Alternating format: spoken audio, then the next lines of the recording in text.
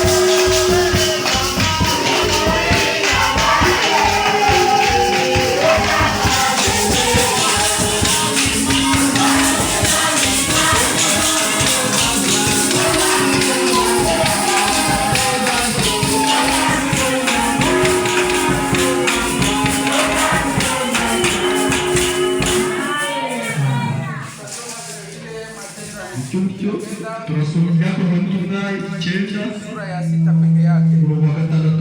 Nitasoma mjina la Yesu Kristo.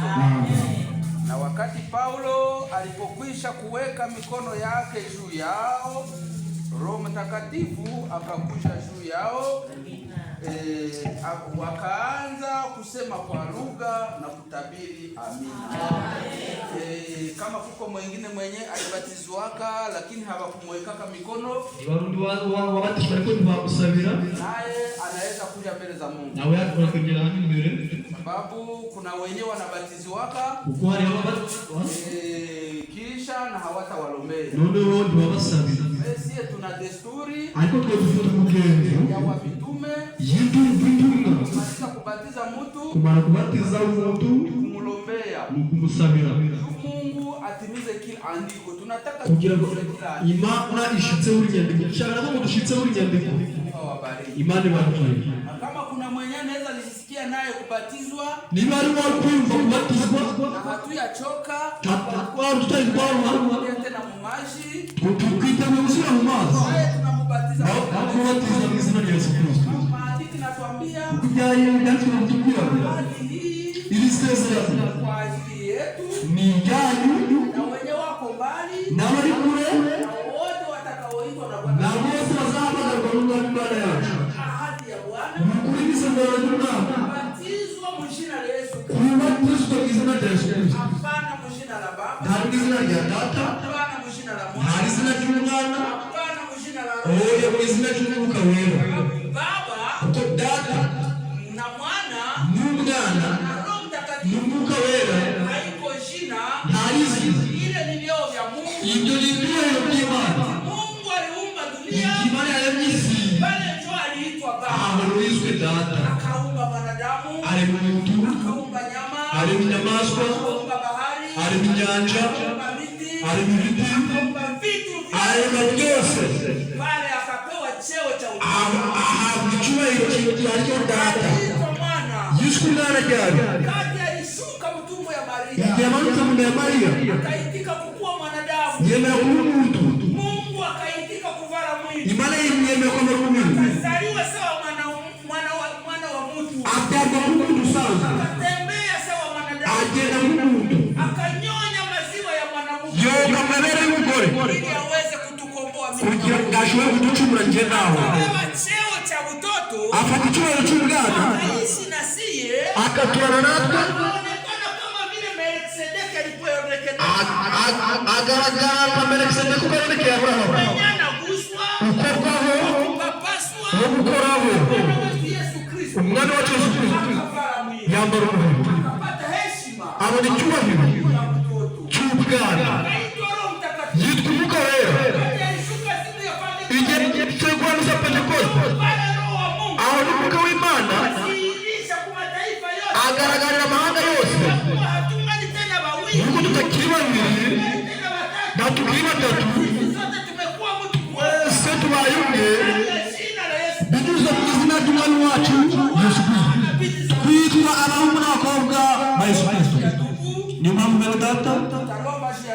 Tunasega kwa mbele Data. Asihirishe kazi yake. Imani garagaza umurimo yao. Izina rya Yesu Kristo. Bwana wetu tena Mungu wetu. Ungelikuwa hapa wewe njoo ungeweka mikono juu ya ndugu. Kwanza saa hii ninamwombea uponyaji mjina la Yesu Kristo. Ametoka mumashi na demo zote za magonjwa zenye zilikuwa zinamuandama zikome mjina la Yesu. Amina. Kwanza saa hii utunze mishipa yake. Kwanza saa hii utunze matumbutumbu yake. Anapotoka ndani ya Yordani, atoke amepona na magonjwa yote. Atoke amesamehewa na dhambi zake. Atoke amegeuka kiumbe kipya. Wote wenyewe watamtazama waone ule mtu wa leo anapata wokovu. Jina la Yesu Kristo. Anapoomba kama vile ulisikia ombi la Kornelio, naye vile vile ukuwe na kuwa karibu ya kuweza kumsikia. Naomba baraka Roho Mtakatifu ashuke juu yake, kwa sababu ndio ahadi yenyewe uliweza kutuahidia siku ya Pentekoste. Nami ninaomba nikiamini ya kwamba utaizirisha ndani ya nafsi yake, awe kiongozi wa kumwongoza maisha yake yote, na alevema itakapofanyika, iwe ni usiku iwe ni mchana, ndugu yetu tukutanie mu mawili. Matumaini haipatishe haya. Ndio maana tunakutumainia Bwana, shuka ufanye kazi yako. Naomba mjina la Yesu Kristo. Amen.